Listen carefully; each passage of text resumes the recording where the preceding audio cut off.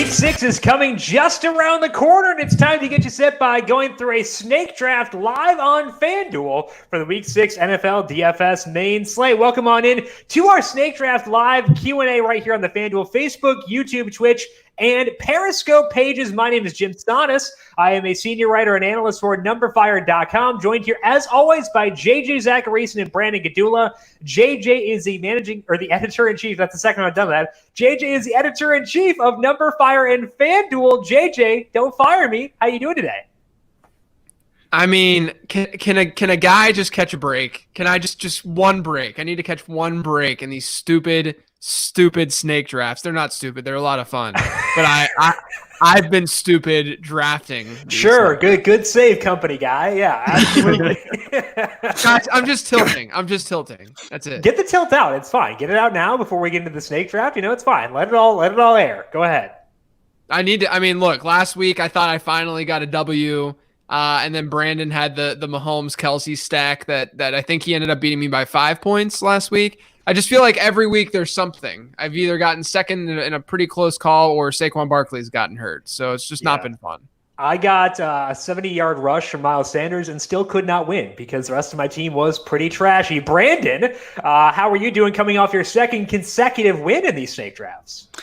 I want to keep that streak going, but this week is very, very tricky for a snake draft. It's weird because we were talking about, the daily fantasy slate yesterday, and I felt really good about how I ranked the running backs with salaries because to me, with Dalvin Cook being ruled out, it is Alexander Mattison 1, it is Mike Davis 2, and then there are a lot of guys who could be number 3. The problem is part of the reason I like Mattison is that he's 7,000, and that's way under salaried for the role I'd expect him to have on Sunday, and that doesn't matter for a snake draft. So honestly, I kind of want to pick second.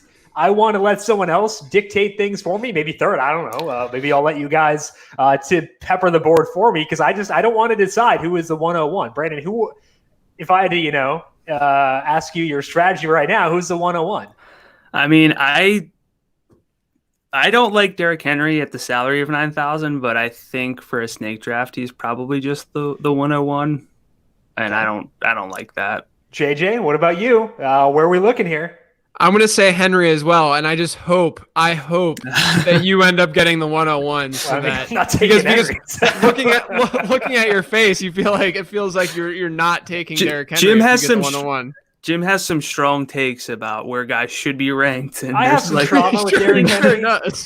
And that trauma may be dictating the way I'm feeling about this. But I might not take him at 101. We'll just put it that way. We're going to get into the snake draft here in just a little bit. But as always, after we are done with the snake draft, we will be taking your questions mostly from the YouTube chat. So if you are watching on YouTube, make sure you put your questions for us in the chat, mostly focusing on NFL DFS Week 6. But hey, we'll take other questions too because we're here. Why not? Also, we're taking questions from Facebook, Twitch, Periscope, you name it. We'll be taking questions from there. So get those questions in. We'll get to those after the snake draft is over. Also, just like last week, we are giving away a free ticket into the FanDuel Sunday Million for this week. All you got to do, check out the description over on the YouTube page, and you will enter email. Super quick. There is a link there. Click the link, enter your email. I believe the drawing is at 10 p.m. tonight. So if you're watching this on YouTube after the fact, you can still get entered as long as you get that thing entered via the description by 10 p.m. on Friday. They'll have the drawing after that. So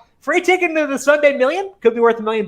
Who knows? Make sure you get your name in there by going to the YouTube description and checking that out. All right. So we got the table set here. Shall we dive in and get the snake draft underway, JJ? Yeah, let's do it. I'm excited to lose again. All right, I'll actually pull up the actual correct tab here, hiding the URL for as long as humanly possible. I got the 101 in this thing. So Jim, I got third pick, so that means I don't have to decide. Worry. I'm not the alpha in this draft. I will let you guys decide for me where I go. And if you're taking Henry, that means I get one of my two favorite players. So honestly, I feel like a winner here. I feel good. I'm definitely taking Henry. So Brandon can get ready for his 102. The thing is, I actually, entering this, I thought that there was a clear 101 and 102. Oh, okay. And it was at the 103 where there are question marks. But I will say, I think that there's a good 3 and 4. So you sitting at the turn is actually in a bad spot. If we didn't serpentine come back, then we didn't serpentine. Wow, that's a big word. That's a big word for a Friday afternoon. That is a Tuesday word on a Friday afternoon. Then I would if I were able to get the RB4, I would be feeling better. But I don't know what I'm gonna do at my number 2 pick. On the clock. But I am going to pick Derrick Henry with my 101. Okay, so JJ goes Henry. Brandon, where are you going 1.02? It's between Madison and Aaron Jones. Aaron Jones has the workload. The Buccaneers are definitely a tough matchup on running backs. They are beatable when guys get targets, which Aaron Jones does, but I think I'm just going to go with Alexander Madison, who's kind of my boy. I was leaning Alexander Madison in the 1.01. So it wasn't Henry for me. Yeah. It was Madison at 1.01. And because he's gone, we get the true RB1 in all of fantasy football. It's Mike freaking Davis at 1.03. That was a lock. I know. It was guaranteed. I could go with Aaron Jones because I agree that he's a pretty solid number 4. However, I'm going to take his teammate, Devontae Adams, at 1.04 because I think the gap between Devontae and I guess Calvin Ridley's right there, but I actually think the gap in wide receiver justifies me going a receiver over a running back at that 4th overall selection. Yeah, I was going to go Adams, assuming you went Aaron Jones. So I think by default, I have to go with Jones. Sure. I don't feel that bad about Jones. And honestly, head to head with Derrick Henry, I might feel honestly a little bit better with Jones just because, he can get 6 targets and Derrick Henry can get 1 target. Right. Or 0. And no more. It's in his contract, I think. Yeah, he and Kenyon Drake are legitimately legally obligated to get just 1 target. All right, JJ, who are you taking here? This is a tough spot.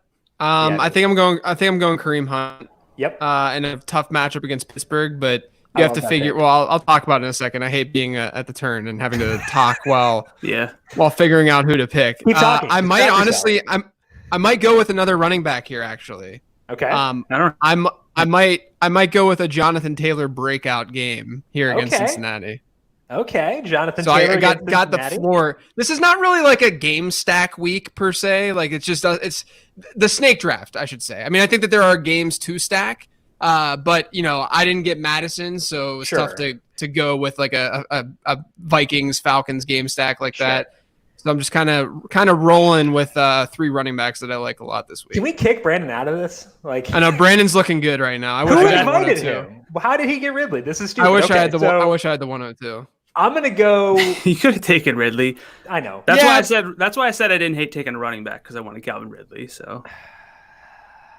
Got that Vikings Falcons. I'm going Joe Mixon. I want the targets. It was between him and James Robinson. I would have gone Ridley if he had been there, but because I decided between Mixon and Robinson, porque no los dos, let's just take James Robinson too and fill up my running backs there. I would have taken Ridley though, Brandon, had you not taken him. I was hoping he was going to get to me. I don't know if I'm trending toward any sort of stack, so I'm drawn toward Lamar. Yeah. I think he's the one who kind of stands out among all the quarterbacks. I'm going to go Lamar. Okay. Typically, I want to chase a game stack or just at least a stack, but I feel pretty good with Lamar this week. And I think there's a bit of a drop to the QB2, whoever that is. I agree. I have to go with 2 wide receivers here. I'm definitely going Babytron with my first pick. The touchdown equity's there, obviously. It's strong. And then the second one, I think I'm going to play it safe and just go with Thielen. Okay. Because I think that there's a decent drop to some of the other players here. So I'm going Thielen with the other pick. Okay, we talked about both those guys in the heat check as being really high-quality $7,000 receivers. And I think that I would agree they would have been the next receivers off the board for me. I am going to go with the volume here. Okay.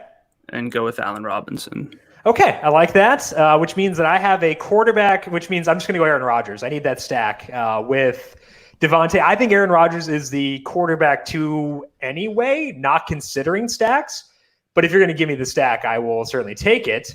As far as my final wide receiver, it's tough, man. I don't really feel great about anyone. I think I know Mike Evans gets Jair Alexander, and that's pretty scary, but like the touchdowns are there. I expect that game to be high scoring. He correlates well with Devontae and Aaron Rodgers, so I will go with the game stack and take Mike Evans there, despite the fact that I don't feel that great about making that pick personally. Oh boy, I'm struggling here. I know where I'm going to go. I'm just kind of stalling because I don't want to click it. Okay, do it. Do it. AJ Brown. Wow. I like AJ Brown. Okay. I thought about dropping down because I don't want to play Miles Sanders this week. I hate the matchup. I thought about Myles Gaskin. I thought about David Montgomery, but I just got Allen Robinson. I think I'm regretting it.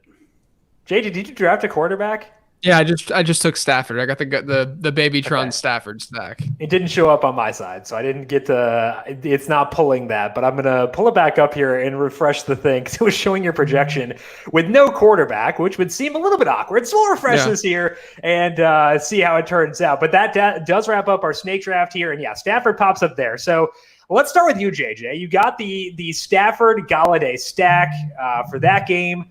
I like the workload for Kareem Hunt. I think Kareem Hunt is in the discussion. I mean, once you consider salaries, I think he's in the discussion for the RB3 for me for this week, even though the matchup is absurdly tough. What was the toughest decision for you that you had throughout the draft? Definitely when the Jonathan Taylor pick. So I guess the turn there after Kareem Hunt, because I think that you could make the case that Kareem Hunt's kind of in the same bucket as like an Aaron Jones. But I like Jones more. But I think Hunt's fine there. But I mean that next spot, I didn't really want to go. I don't mind Calvin Ridley, and I set Brandon pretty well to have that game stack by not taking Ridley. But I did like Babytron and Thielen enough to be able to get them later on, and then I just kind of picked my favorite running back that was remaining, which was Jonathan Taylor, who last week we finally saw. The 2 weeks before last week, Taylor had a sub 50% running back rush share, but then last week we did see him get the ball more in terms of the market share in that backfield. He had a 75% running back rush share, had about a 9 to 10% target share. So if that continues in a plus matchup against Cincinnati, I could see a big day for Jonathan Taylor finally this week. So I just decided to go for it and risk it a little bit. But Stafford and Galladay were the stack that I sort of had my eye on, just given where I was situated in the draft. Got that. And then I think Thielen's at least a high floor play against a really beatable secondary. Yeah, I think with Taylor, I kind of like that game more than the bookmakers might lead you to think that you should like it. I'll talk about that when I talk about Joe Mixon, but I think it's actually not a bad game. Let's go to you, Brandon, talk about your team. I agree Lamar is the number one quarterback for this week, and I feel pretty firm doing that. I love where you took Madison. I think that was the correct move there as well. I love the Ridley pick. I'm very mad you made those picks, but I think they were the right choices. What were the biggest decisions you had? Really, the only big decision was AJ Brown. It was between. Who else did you consider? So I basically stopped my queue there. I figured I wouldn't really need to. It was the only guys in my queue were AJ Brown and Miles Sanders, and I hate Miles Sanders' matchup. Yeah. I almost backed out and just took David Montgomery, but I just took Allen Robinson. I don't mind the Bears' offense, but I have a hard time going with two Bears. Thought about Myles Gaskin, but I just kind of had AJ Brown there. Hopefully he plays a full game. But I mean, he's had 8 and 9 targets when healthy, 24% of the team's targets. We know the upside's there, and if AJ Brown has a floor, he's going to be a phenomenal play like each and every week. So I don't feel great about it, but I do feel great about the rest of my team, honestly. Yeah, I do. I would too if I were in your shoes. I think that I'm pretty envious of your team, so I would feel good about that one as well. For mine, I felt solid about the Devontae pick. I think that the opportunity cost did bite me eventually because I think they're like I like Joe Mixon a lot. I have concerns though because his offensive line against the Indy defensive line is not a good matchup.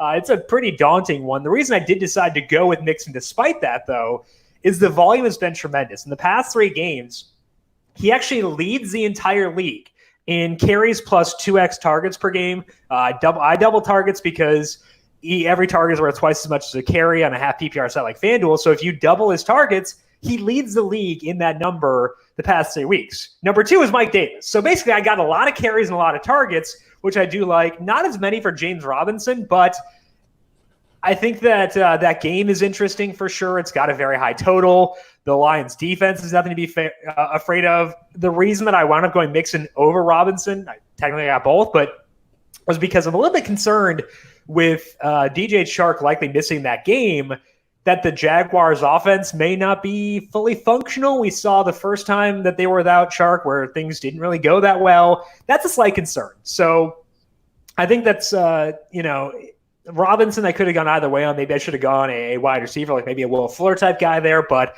I do like the game stack with Rodgers, Adams, and Evans. And I feel pretty good at my running back just because I know the volume will be there. And I care about volume a lot. Shocker when it comes to fantasy football. Let's dive into some questions now over on YouTube. First one is from Joey Salama and Brandon. I'll give this one to you because it's DFS related. Would you ever consider Thielen and Jefferson to be a good game stack? We talk about game stacks usually in the sense that it's one player from one team, one player from the other team, or maybe more than that. We don't talk about it a lot in terms of two players on the same team, especially two wide receivers on an offense that doesn't throw that much. So would you be willing to pair Thielen and Jefferson together? Is the high leverage volume good enough to overcome the lack of overall volume? I think it's viable in a large tournament whenever you're looking for true outlier performances at that rate. If you're playing both, I think you have to play Kirk Cousins because I don't know what you're expecting from Cousins if both of them kind of go off. As far as like a 20 entry sort of tournament, kind of like a cashier game, like I wouldn't go with that particular offense. I'm okay like with Lockett and Metcalf. But for that specific offense, I think you're really banking on an outlier performance for both of them to have big games. Yeah, Lockett and Metcalf have Russell Wilson, and Kirk Cousins is not as bad as some people think he is, but he's not Russell Wilson. So I think that's a pretty big difference there. And the Vikings offense very clearly hates the forward pass, and that definitely does affect it. I would say though that stacking Madison and Adam Thielen, a very different discussion, and for week 6 specifically, I am very okay with that. JJ, let's go to you for this one because it does relate to your team for the snake draft here. It comes from Pedro over on Facebook. Jonathan Taylor or Chase Edmonds? Definitely Jonathan Taylor, whether it's this week or moving forward in general. I'm a big Chase Edmonds guy. He was someone who last week in my 15 transactions column and podcast, I called out as a buy because I could see a scenario where he just ends up seeing more and more work in that backfield with, realistically, the ground game work between Kenyon Drake and Chase Edmonds, it hasn't been nearly as drastic as people are making it seem. Whether you're looking at, if you're looking at our expected points model over at numberFire, the success rate between Kenyon Drake and Chase Edmonds and that dramatic and that drastic. Whereas if you go to Twitter, everyone's going to say that Chase Edmonds is the far superior running back talent in terms of early on work. But what we're seeing with Edmonds is that he's the clear pass catcher in the backfield. Kenyon Drake hasn't seen higher than a 3% target share in each of his last 3 games, but he is the goal line guy. So Chase Edmonds not going to see that work. Jonathan Taylor this week, awesome spot against Cincinnati. Like I said, he saw that uptick in both target share and running back rush share this past week. Hopefully they can get him rolling a little bit. Yeah, absolutely. Let's go to Facebook here from Jeff. Jeff is asking Philip Lindsay or Damian Harris in the New England game. Jeff, I would let you know that we have a Q&A on Sunday with JJ at noon Eastern.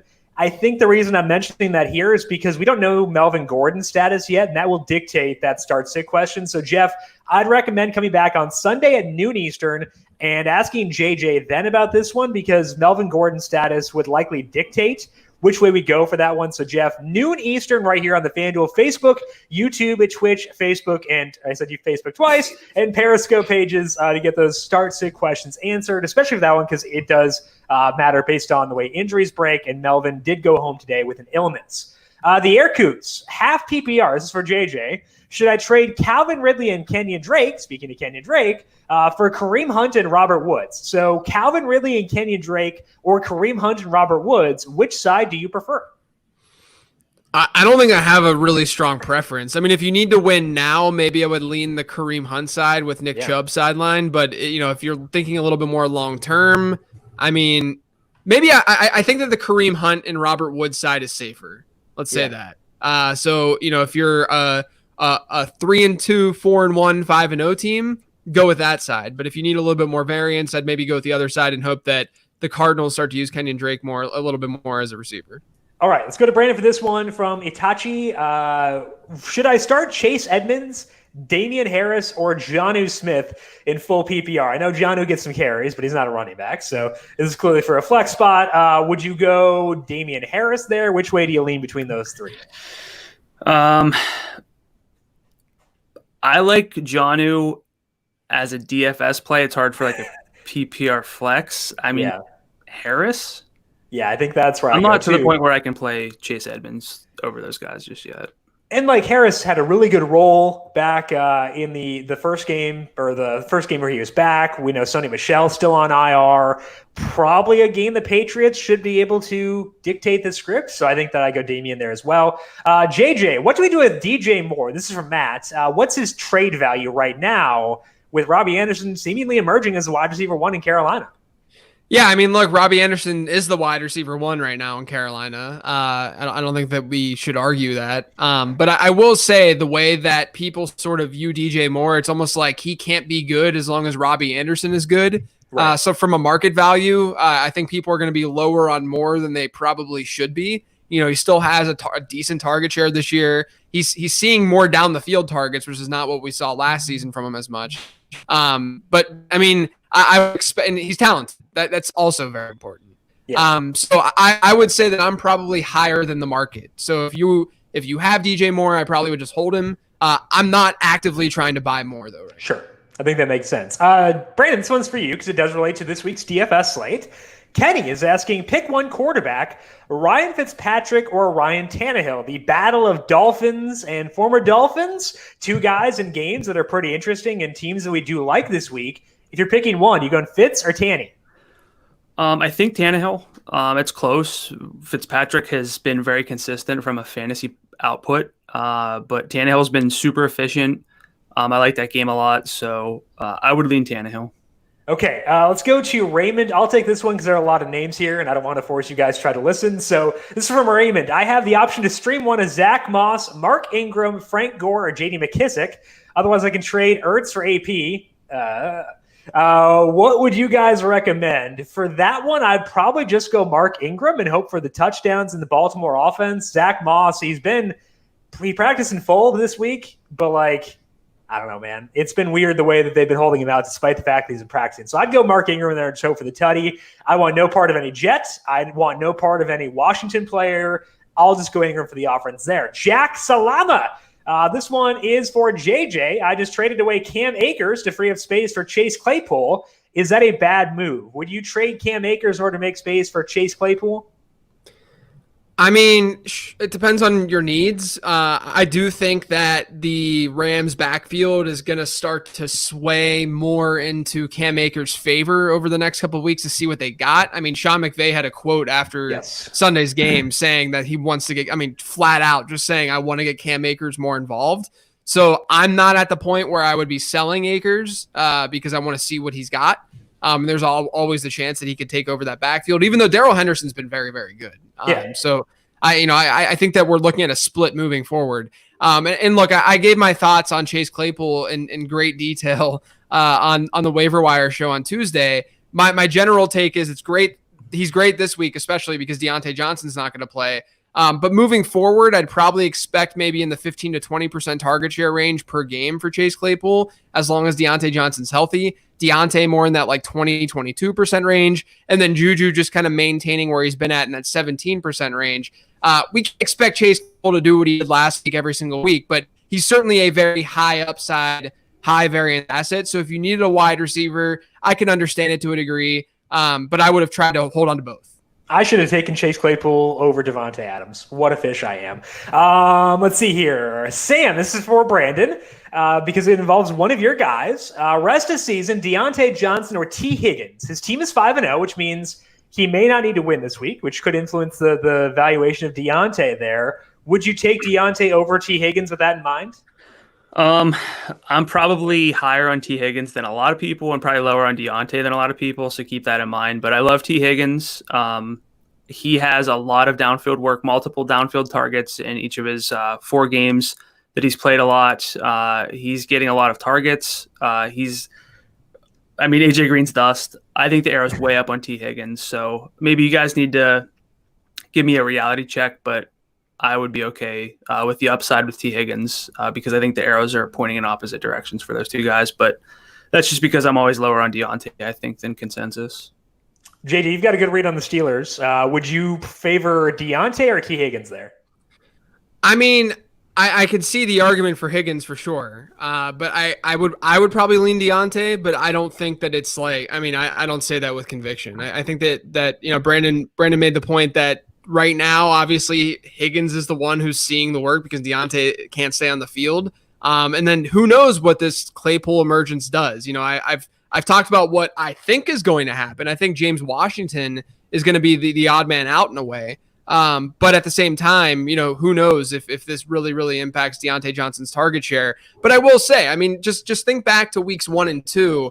After week 2, Deontay Johnson was being talked at as basically a wide receiver 1 in fantasy football. People were talking about him having that type of ceiling.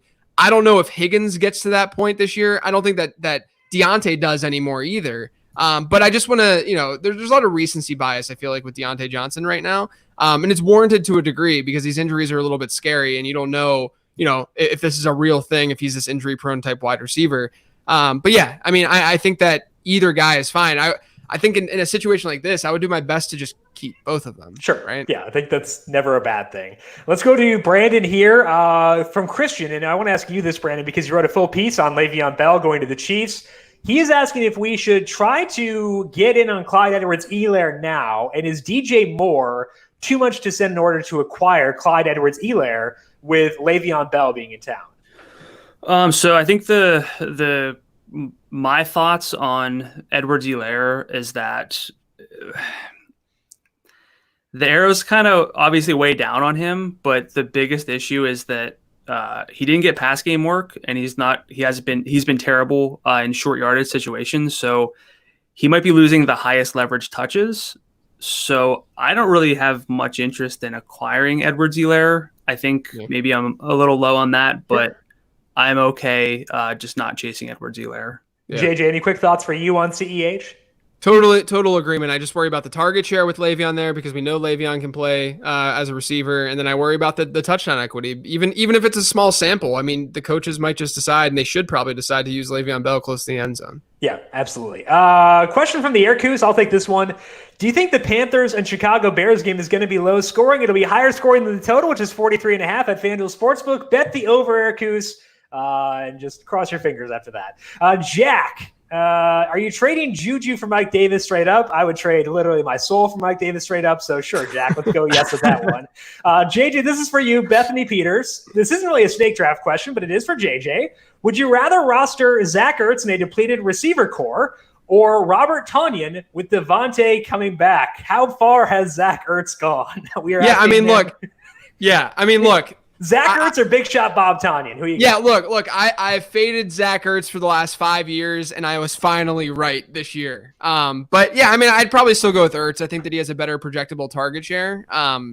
It's not by much though, because that Tonyan has interesting touchdown upside. Tonyan's going to regress in some way from a touchdown standpoint. But I don't think they're going to be able to hold him back. I think that we're looking at a guy who could see like a 15% target share moving forward. Yeah. Actually, when Bethany asked this, it said, I saw Zach Ertz depleted in core, and core is one letter away from being corpse. And I was like, oh, okay, that makes sense. And I was like, oh, okay, yeah, this is pretty much on brand. One final question here from Francis. Hey, guys, with Deontay out, would you play Chase Claypool or Laviska Shenault? Brandon, both in the same salary range on FanDuel for this week. And does the answer change whether Chark is out too? Do you want Claypool or Laviska in week number 6? They both get manufactured touches. I would probably just lean Claypool though. I would too, personally. I like Laviska from a from a kind of low exposure wide receiver perspective, but I think Chase Claypool is like a core play this week. I don't know if I'm alone in that, if I'm stupid for thinking that, but I don't care. I'm going to do it anyway and see what happens. That is all the time that we have for today, but do not forget, JJ is back with you on Sunday at noon Eastern right here on the FanDuel Facebook page. Most of the questions answered will be via YouTube, so make sure you go to YouTube, the FanDuel YouTube page, and subscribe there. Get those questions in for JJ on Sunday at noon Eastern. We'll also be streaming that on Facebook, Twitch, and Periscope as well. JJ, thanks for tuning in, or thanks for joining us for today. Where can people find your work? I'm on Twitter at Late Round QB, and then my podcast, the Late Round Podcast, you can find anywhere podcasts can be found. I'm not guaranteeing a victory this week in the snake draft because I've now convinced myself that I'm never winning a snake draft. I think that's a better mindset to have because then you can just be happy. True. So I would embrace that personally. Brandon, what about you? Where can people find you? Any final thoughts for this week? I'm at Gadula13 on Twitter. Final thoughts. If you're building a DFS core, I think this week you focus on the running backs, figure out which of the 5 you want to kind of build around, and then probably stack around from there. It's what we talked about yesterday on the heat, or Thursday on the heat check. Alexander and Mike Davis, no matter what, baby. That's all you need to know for week number 6. That is all the time that we have for today. Big thank you to Calvin Theobald, our video producer, for running the video side of things today. Thank you, Cal, as always. And thank you to everyone for tuning in. Good luck with both your season-long and daily fantasy teams in week 6. We'll talk to you again next Tuesday for the Waiver Wire Q&A. This has been the FanDuel Snake Draft live on the FanDuel Facebook, YouTube, Twitch, and Periscope pages.